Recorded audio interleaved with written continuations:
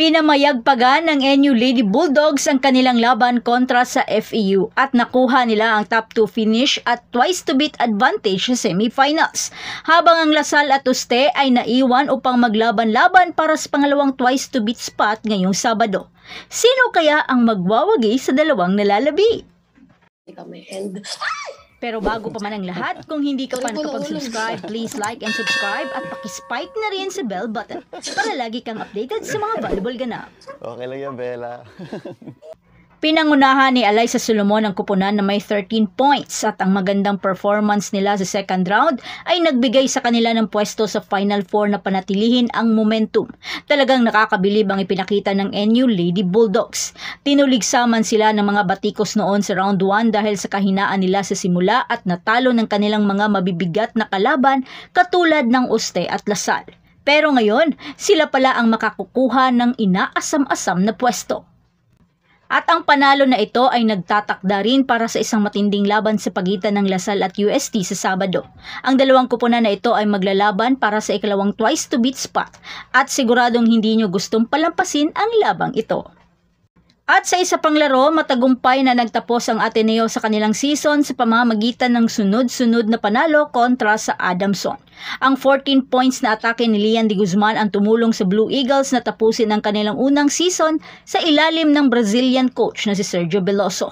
Nagtapos sila sa ikalimang pwesto na nagpapakita ng improvement mula sa nakaraang season. Ito ay isang mapait ngunit masaya na sandali para sa Ateneo dahil naglaro na ang libero captain na si Roma Dromal sa kanyang huling laro.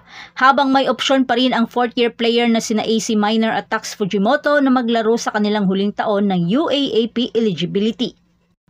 Samantala, nagpakita ng malaking pag-unlad ang kupunan sa buong season at ang kinabukasan ng Blue Eagles ay maganda para sa kanila.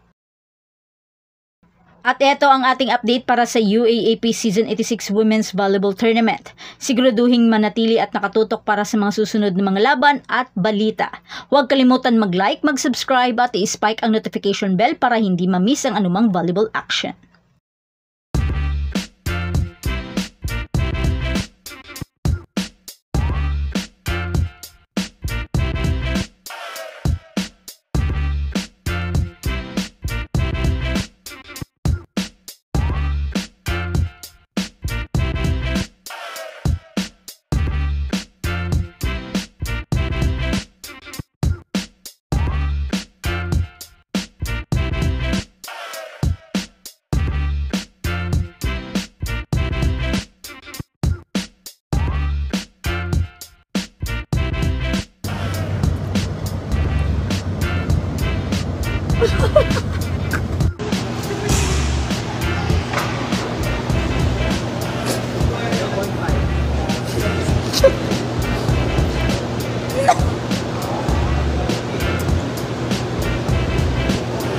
Thank you!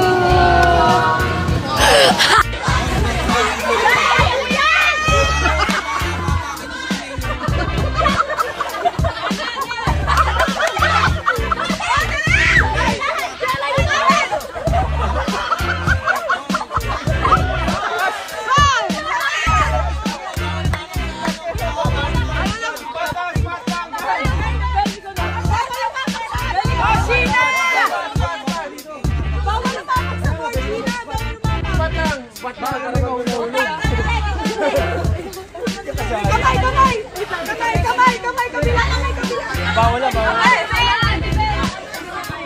Walang cutting classes, ano? Matakas! Matakas! Matakas!